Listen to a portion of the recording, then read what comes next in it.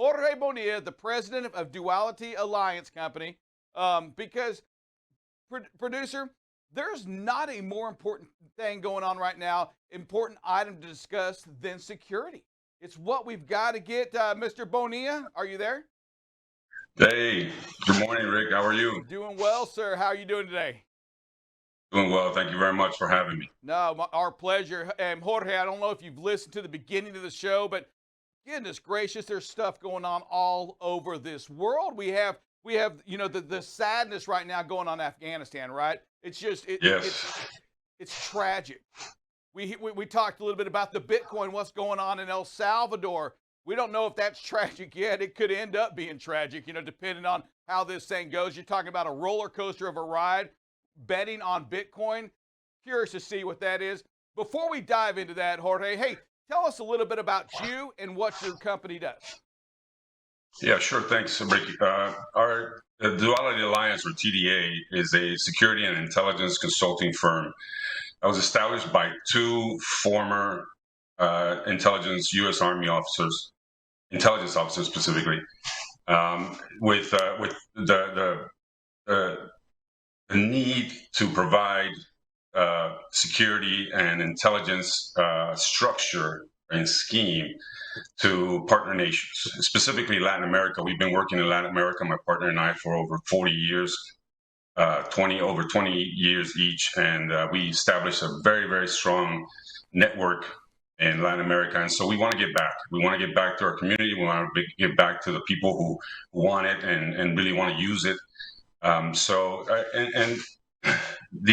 main focus is the national security. So if we're talking about in terms of government work, military, intelligence apparatus, whatnot, special forces, even we give we provide national security. So equip, train, and ready to secure the nation. And then on the private sector side, we do a lot of heavily involved work with the private sector side, where we provide pretty much the same thing. It's security apparatus or security consulting. We also equip them with technology to be able to provide a secure workforce and workplace to their people.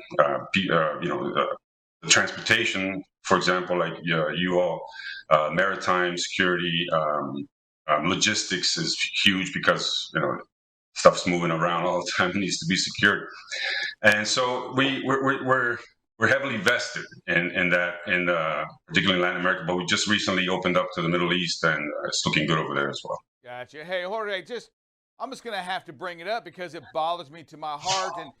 And when we talk about security, and I know it's not your area per se over there, but it's Afghan, right? I know you spent time over there as well. How does this happen? We talk about intelligence in general. Is when it comes to these bombings like that, or the suicide bombings, there's really no way for somebody to predict that, or when it's going to happen, or how it's going to happen. Right, an intelligence officer will tell you otherwise. An intelligence officer will blame themselves. Wow. And although I have never been to Afghanistan, it's my heartfelt condolences out to the families and members and the whole armed forces community for this terrible loss that shouldn't have occurred. I read somewhere in an article that there was some indications, or some intelligence organizations had some indications that something like this could happen. I don't know what the security posture was at the time. It's not our turn to do anything like that or to delve into that, whose fault it is. But we need to do better. We certainly need to do better. We need to be better prepared, and so that these kind of losses are not provided. It's very tough, though, Rick. Let me tell you, because there's so many people that are trying to get out. So many people are trying to help, and it's just. It's unbelievable because the need is there, the requirements are there, but then there's so many people, and then it's so hard to vet everybody at the same time and everything, and to be on the lookout. Excuse me, especially perhaps more technology, more armed forces individuals could probably mitigate this type of situation, but who knows? This is a tragedy, and And my condolences go out to the families and members. You know what? And you brought up, you said one thing that really resonated with me, the fact that, you'll hear it different from a security, that you do take it that personal to get in there. And when things like this happen, I get it, I guess, right? I mean, you take it personal. Let's jump into your area. Is there anything going on in Central America, Bonilla, that we need to know before we take travel there? Or if we're traveling over in Central America right now, man, is there some hotbeds that we need to really think twice about before we go for business or even vacation? Yeah, for sure. The biggest issues in Central or Latin America, let's say from Mexico all the way down to Argentina, the problem will always be corruption. The biggest state of that all is Mexico. Excuse me, and mainly, a lot of people would say, they have their own theories about it, but the main problem is and will always be corruption. Mexico is a big hotspot in all of Central America. We call it northern tier countries like Guatemala, El Salvador, and Honduras are hotspots as well. Nicaragua is a very tough state to deal with because of the political views there. And of course, in Latin America, or I'm sorry, South America, the biggest issues are the protests. And the protests are Antifa type people protesting against the governments, very Marxist, leftist, communist tendencies over there that are doing a lot of damage, not only destroying equipment, buildings, businesses that have been around for years and years. They're destroying it in minutes, hours, and it's a shame because the countries, or I'm sorry, the security apparatuses in those countries don't know how to stop them. They feel like at one point, if they stop them the way they know how to stop them, then there will be ramifications globally, and because everybody's looking, everybody's watching them. And it's sad. It's just a big, terrible situation. Colombia and Chile are going through that as we speak. Hey, so you brought up El Salvador, so I'll just kind of jump into it. We talked about that on the show early, the Bitcoin and El Salvador. Hey, what can you tell us about that? That just seems a little odd to me, how we're going to a country, El Salvador, a northern tier company or a country. They're going to change their currency in a couple weeks, and Bitcoin will be the official, as they encourage that Chivo app, right? To download that cool app to pay things. Is there anything odd you see with that from a security standpoint? When I first read the headline of an article, President Bukele, I laughed, but at the same time, it wasn't new. I wasn't surprised because Bukele is very forward leaning, and he's very tech savvy, and he's all about social media and all that stuff, and exposing yourself and making people know, who you are, what you do, and obviously keeping a professional posture at the same time, and not expose yourself in a negative manner.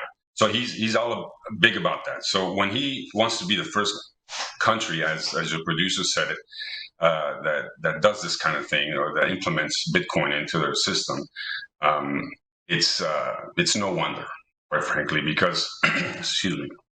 But at the same time, I see a lot of things that could and could not be, the ramifications to those actions. For example, the financial system obviously is in shambles because of it, because they feel that implementation of the Bitcoin was too hasty, and the financial system is going to take a hit. I wrote it here, where it says that they will be either forced to keep their Bitcoin or sell it, and quite frankly, what that means is just that they're going to lose money. They're not going to make what they felt they were going to make because they had money. Now, in other terms, what I also saw is that by keeping people, in these type of technologically driven financial system, it may mitigate some of the corruption that's going on in El Salvador, and that was his main agenda when he came into power, is to get rid of Mala Salvatrucha, MS-13, excuse me, and then deal with the corruption. And he's been dealing with the corruption from the first time that he went into power, and this is probably another step in that direction. So I'm not going to knock it, but I just got to see the developments on that, see how it goes. The financial system is something that we don't delve into too much. Do financial investigations. So this is something that could be interesting for us to look into. That's good stuff. Hey, Jorge, we have about a minute and a half. Hey, there's one thing I believe that you also do in part of your training, because you are working with the governments of these of Latin America. Aren't you working with them or your team on how to interrogate or how to get information? If you are, I would love to hear just a little bit about that. Sure. I can tell you that our efforts, our consulting advises are in Latin America, particularly in South American countries. We've been providing really good training, and the training is mainly to be able to identify the threat. Right, that's always the big problem. That's always a big issue. The requirements of every country is to identify the threat, identify any type of threat, criminal, terrorist, doesn't matter. So the training that we provide has specifically to do and how to not only run sources that are vetted, provide information, useful information, so they can find and deter the elements, bring them in for justice and all that stuff. That's the main purpose. Latin America and probably other parts of the world as well, like Europe, but mainly Latin America. They're always their main issue is, I need to know who it is, and I need to go find them. I need to know where it is, where he is or she. We need to go find them and bring him in. They don't have any time for analysis. They don't have any time for, let's wait 3 months to see what happens. They want to act now, and we understand that. So we want to provide them with that kind of training, interrogation, investigative, defensive and offensive operations, where they conduct source handling, specifically how to vet those individuals. This is big because even us, the United States, the big United States, have had issues with vetting individuals who at the end ended up being wrong for us, as you know.